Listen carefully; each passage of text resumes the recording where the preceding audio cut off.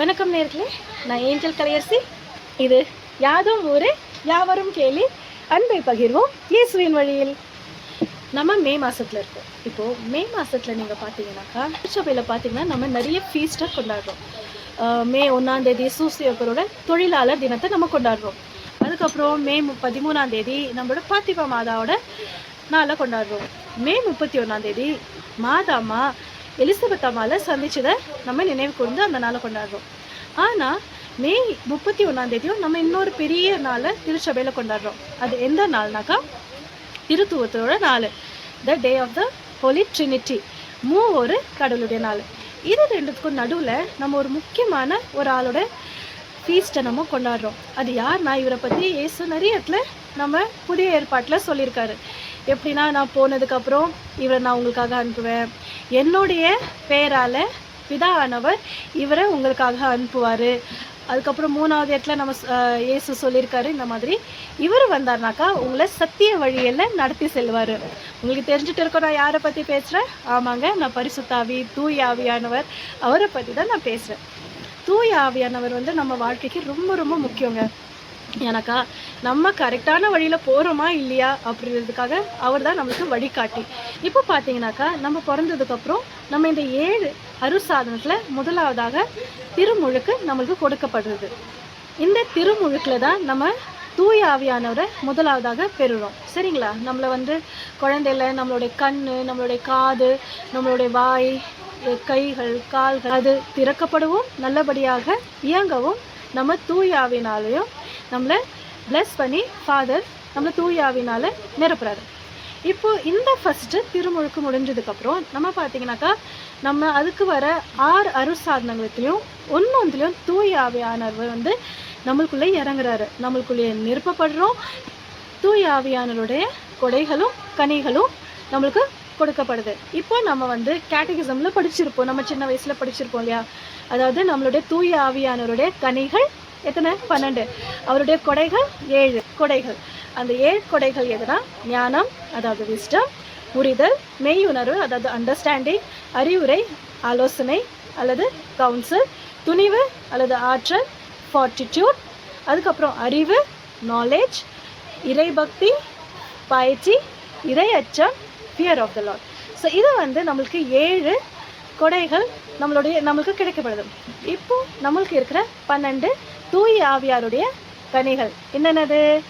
அன்பு, லவ், சந்தோஷம் அல்லது மகிழ்ச்சி, ஜாய், சமாதானம், பீஸ், நீடிய பொறுமை, பேஷன்ஸ். இது வெறும் பொறுமை இல்லை, நீடிய பொறுமை. ரொம்ப காலத்துக்கு நம்ம பொறுமையாக இருக்கிறது தான் பேஷன்ஸ் அப்படின்னு சொல்லுவாங்க. சரிங்களா? அதுக்கப்புறம் அந்த தயவு, கைண்ட்னஸ், நற்குணம், குட்னஸ், பெருந்தன்மை, ஜென்ராசிட்டி அல்லது சேரிட்டி, சாந்தம், சாந்தமான குணம், ஜென்டில்னஸ், மைல்ட்னஸ், விசுவாசம், நம்பிக்கை, ஃபேத்ஃபுல்னஸ், நன்னடக்கம், மாடஸ்டி, நல்ல நடத்தை சொல்கிறோம்ல, அது ரொம்ப ரொம்ப முக்கியம். அது நம்மக்கிட்ட ஹோலி ஸ்பிரிட் இருந்தால் தான் நம்மளுக்கு அது கிடைக்கும். செல்ஃப் கண்ட்ரோல், அதுக்கப்புறம் சாஸ்டிட்டி அதாவது தூய்மைத்தன்மை. ஸோ இந்த மாதிரியான நம்மளுக்கு 12 தூய ஆவியாருடைய கனிகள் கொடுக்கப்படுது. சரிங்களா? இப்போ நம்ம தூய ஆவியார்கிட்ட பிரார்த்திக்க போகிறோம். பரிசுத்த ஆவியே, என் இதயத்தை உமது அன்பினால் நிரப்பும், என் எண்ணங்களையும் செயல்களையும் வழிநடத்தும், உமது 7 வரங்களையும் எனக்கு தந்து உமக்கு பிரியமான வாழ்க்கையை வாழ உதவி செய்யும், என் பயங்களையும் பலவீனங்களையும் நீக்கி உமது சமாதானத்தாலும் சக்தியாலும் என்னை நிரப்பும். ஆமேன்.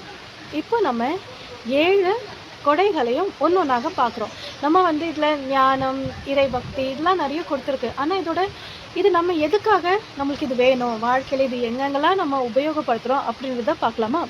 முதலாவது ஞானம்.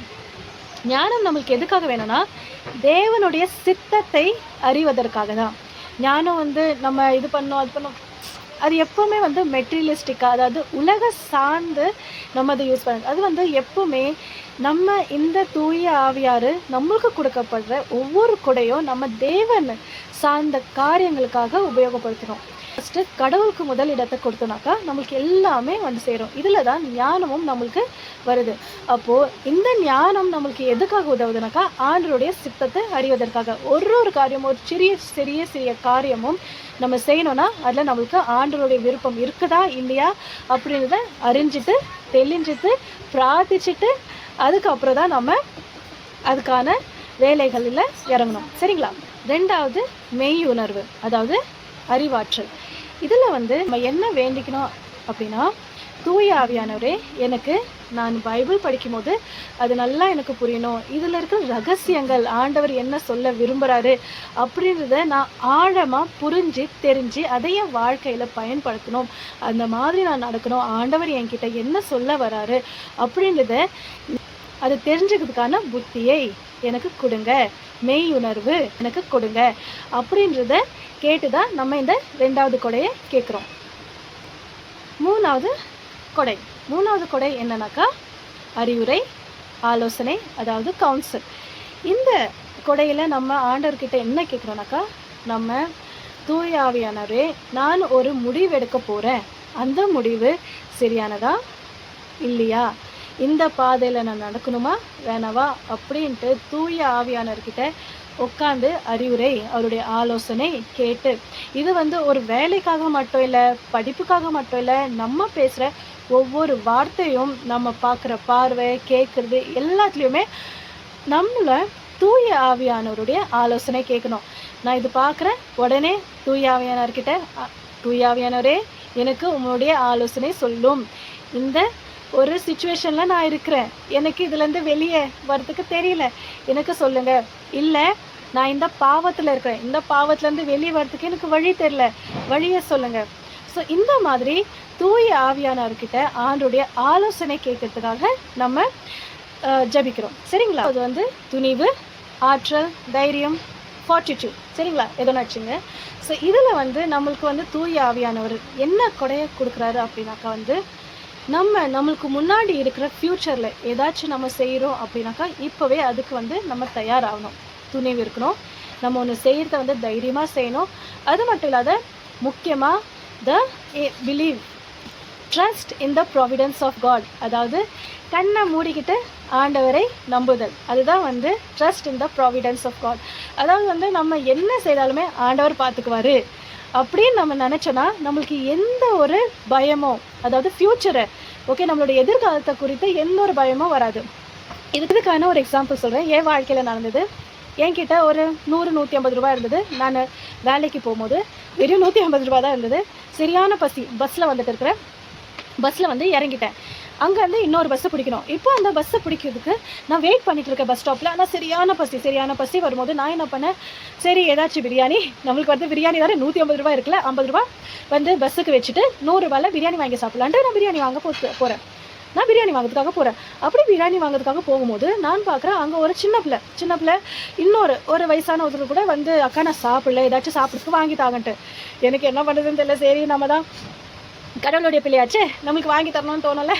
அதனால் வந்து நானும் சரி வா அப்படின்னு சொல்லிட்டு நான் பிரியாணி எனக்காக வாங்கணும்னு நினச்சி அதே கடையில் போயிட்டு அதே பிரியாணி வாங்கி வெளியே வந்து அந்த பிள்ளைகிட்ட கொடுத்துட்டு என்கிட்ட இப்போ 50 ரூபா இருக்குது. இப்போ அந்த 50 ரூபா வச்சுட்டு சரி 50 ரூபா இருக்குது, சரி பஸ்ஸை ஏறி போகலாம் அப்படின்ட்டு பஸ்ஸுக்காக வெயிட் பண்ணேன். இப்போ பஸ் வந்துச்சு, பஸ்ஸில் ஏறிட்டேன். பஸ்ஸில் ஏறினோடனே இப்போது டிக்கெட் வாங்குறதுக்காக நான் வெயிட் பண்ணிட்டு இருந்தேன். கண்டக்டர் வந்துட்டு இருந்தார். இப்போ கண்டக்டர் வரும்போது என்னாச்சுனாக்கா, எனக்கு முன்னாடி ஒரு வயசான பாட்டி, அந்த வயசான பாட்டி வந்து நான் ஆக்சுவலாக கோயம்புத்தூர்லேருந்து நான் வந்து சூலூர் போயிட்டுருக்கேன். நான் வந்து சிங்கநல்லூர் அப்படின்ற ஒரு இடத்துலேருந்து போயிட்டுருக்கேன்.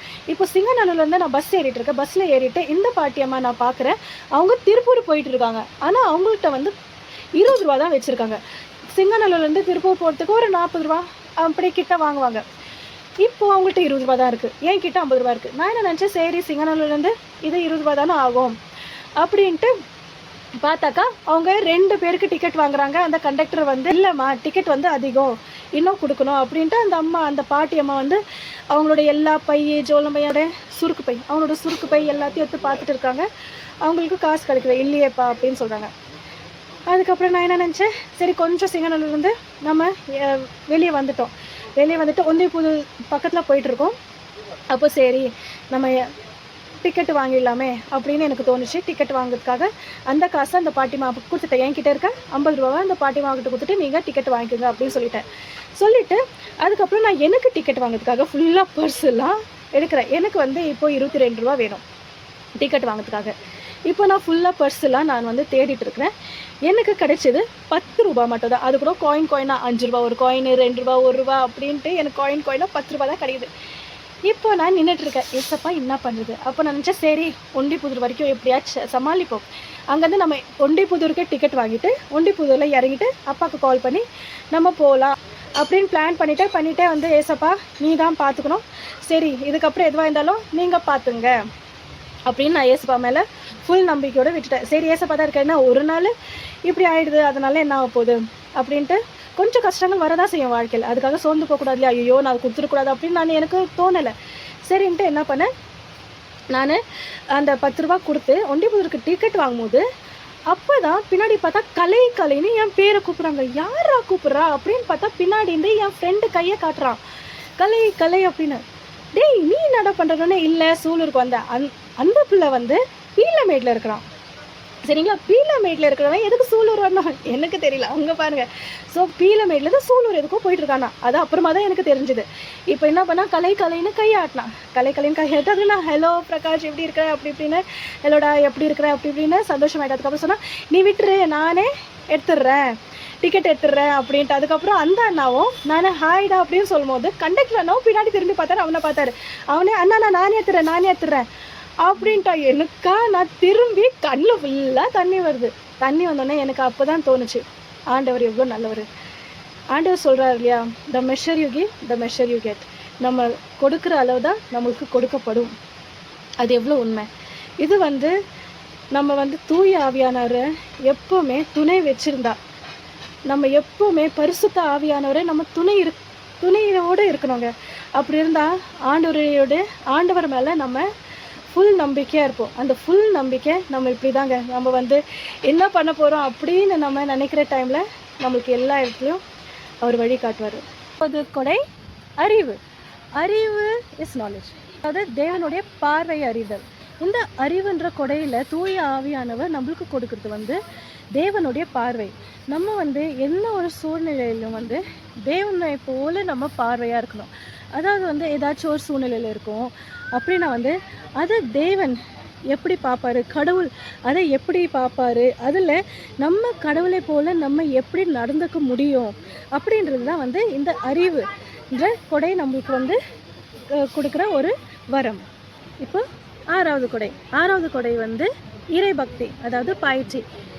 நம்மளுக்கு வந்து தூய ஆவியானார் கொடுக்குற ஒரு மிக பெரிய கொடை வந்து இறைவனுடைய பக்தி. எனக்கு வந்து நம்ம நிறைய படிச்சுட்டு நம்ம நிறைய தெரிய ஆண்டவர் மேலே இருக்கிற ஒரு பக்தி, ஒரு நம்பிக்கை குறைய ஆரம்பிச்சிருது. நம்ம பார்த்துருப்போம், நிறைய பேர் சொல்லுவாங்க இல்லையா, கடவுள் இல்லை, எல்லாமே சயின்ஸ் தான், அறிவியல் தான், அந்த மாதிரி சொல்லுவாங்க. ஆனால் வந்து பாருங்கள், நம்ம வந்து எந்த அளவுக்கு நம்மளுக்கு ஞானமும் அறிவும் வளருதோ அந்த அளவுக்கு நம்ம வந்து கடவுள் பக்தியில் நம்ம தாழ்ச்சி அடையணும். இப்போது நம்மளுக்கு கொடுக்கப்படுற இந்த இறை பக்தி வந்து நம்மளுக்கு எதுக்காக உதவுது அப்படின்னாக்கா, இறைவன் இருக்கிறார், இறைவன் நம்மளை அன்பு செய்கிறார், அந்த அன்பை நம்ம பிறருக்கு பகிர வேண்டும் அப்படின்றதுக்காக தான் வந்து இந்த 6வது கொடையான இறைபக்தி நம்மளுக்கு வரங்களை கொடுக்கிறது. சரிங்களா, இது 7வது கொடை, ஆவியாரனுடைய கொடை. என்னதுன்னு பார்த்தோன்னாக்கா, முக்கியமானது இறை அச்சம். இது வந்து ஐயோ நான் கடவுளை பார்த்து பயப்படுறேன் அப்படின்னு கிடையாது. Reverence, the fear of the Lord. அதாவது நம்ம ஒரு 4 செவத்துக்குள்ளே இருந்தாலும் ஆனால் அங்கே கடவுள் இருக்கிறார், கடவுள் நம்மளை பார்க்கிறார், கடவுள் நம்ம செய்கிற எல்லா செய்களையும் அறிகிறார் அப்படின்ற ஒரு ரெவரன்ஸ், ஒரு நம்மளுக்கு ஞானம், நம்மளுக்கு ஒரு தெளிவு வேணும் வாழ்க்கையில்.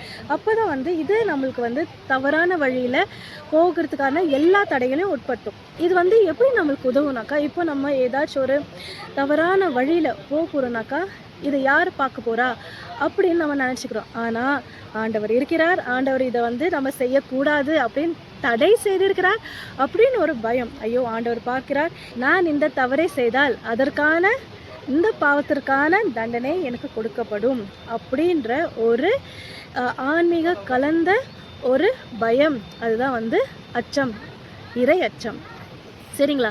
ஸோ நம்ம இப்போ படித்த இந்த 7 கொடைகளும் நம்மளுடைய வாழ்க்கையில், முக்கியமாக ஆன்மீக வாழ்க்கையில் கடவுளுடைய தேடுறதுக்காக, கடவுளை அறிவதற்காக, கடவுளுடைய அன்பை பகிர்றதுக்காக தான் நம்ம வந்து அது எல்லாத்தையும் பயன்படுத்தணுமே தவிர, நம்ம வாழ்க்கையில் நம்ம வாழ்க்கை வாழும்போது எனக்கு பணம் வேணும், பதவி வேணும், நான் சேமிக்க போகிறேன், இதுதான் வந்து என்னோடய ஞானம், அது கிடையாது. நாளைக்கு வேண்டியது இன்றைக்கி சேமிக்கிறது ஞானம் கிடையாது. ஏன்னா கடவுள் சொல்கிறாரு, இன்றைக்கி உள்ள எல்லாத்தையும் நீ இன்றைக்கி பார்த்துக்கோ, நாளைக்குள்ள கவலையை நாளைக்கு விட்டுரு, என்னை நம்பு, நான் உன்னோட எல்லா தேவைகளையும் பார்த்துக்கிறேன் அப்படின்னு யெகோவா இரே நம்மளுக்கு எல்லாத்தையும் வழங்குற கடவுள் சொல்லியிருக்கிறாருனாக்கா, நம்ம எதுக்குங்க எல்லாத்தையும் சேமித்து வைக்கிறேன், நான் இந்த ஜாப் பண்ணால் எனக்கு இவ்வளோ காசு கிடைக்கும், இந்த வேலைக்கு போனால் எனக்கு இவ்வளோ சம்பளம் கிடைக்கும், நான் இது பண்ணுறேன் அது பண்ணுறேன்னு ரொம்ப ஏகப்பட்டதை செய்து நம்ம சாதாரண வழியில் வாழ வேண்டிய வாழ்க்கையை ரொம்ப காம்ப்ளிகேட்டடாக, கசமுசா, அப்படியே கச்சமுச்சான்னு ஆக்கிடுறோம். தேவையே இல்லை. ஆண்டவரை நம்புவோம், ஆண்டவரை பின்பற்றுவோம். இந்த 7 அழகான தூய ஆவியாருடைய கொடைகளை நம்ம இன்னைக்கு வேண்டுதலாக ஏற்றுக்கொண்டு நம்மளை நிரப்பிக்கொண்டு ஆண்டவருடைய வழியிலே நடப்போம். நான் அடுத்த வீடியோவில் பார்க்கலாம். நன்றி, வணக்கம். இயேசுக்கே புகழ், இயேசுக்கே நன்றி. மரியே வாழ்க.